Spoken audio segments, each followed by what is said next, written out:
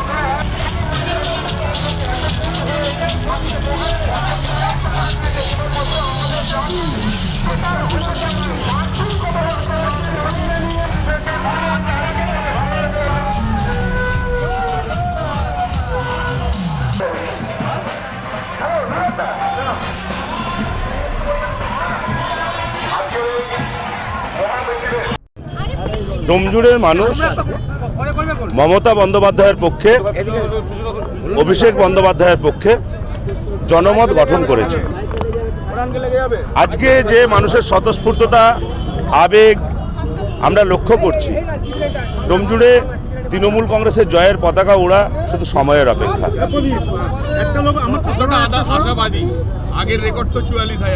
ডোমজুড়ের মানুষ এবারে ইতিহাস তৈরি করবে। ডোমজুড়ের সর্বস্তরের নেতৃত্ব, কর্মী, সমর্থক, সাধারণ মানুষ বিজেপির এই যে এসআইআর নাম করে মানুষকে হয়রানি, আপনারা গত পরশুদিনও লিস্ট পেয়েছে অ্যাডজুডিকেশনের নামে কত ভোটারের নাম বাদ দিয়ে দিয়েছে।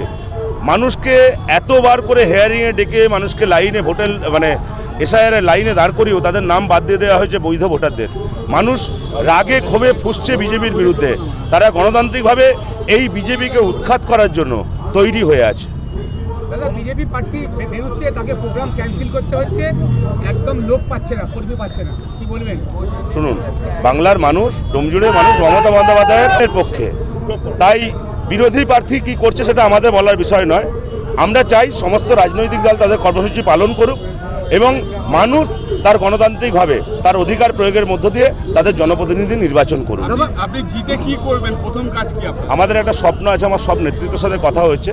আমরা প্রচারে বেরোলে আরও মানুষের মতামত জানতে পারবো তারা কী চায়। কিন্তু আমাদের প্রথম স্বপ্ন ডোমজুড়ে একটা হসপিটাল তৈরি করা, ডোমজুড়ের মানুষের জন্য একটা ডিগ্রি কলেজ তৈরি করা এবং এই ডোমজুড়ে বিশেষ করে জাপানি গেট থেকে আমাদের হাওড়া ড্রেনেজ পর্যন্ত একটা নিকাশি ব্যবস্থা তৈরি করা যাতে এলাকার মানুষের সুবিধা হয়। 5 বছর আগে আগের বিধায়ক কথা দিয়েছিল হয়নি। আমি অনেক কাজ সরকারি অনেক প্রসেসে অনেক বিলম্ব হতে পারে, এই 5 বছরের মধ্যে যাতে সেই কাজগুলো সম্পন্ন করতে পারি এটাই আমাদের টিম ডোমজুড়ের লক্ষ্য থাকে।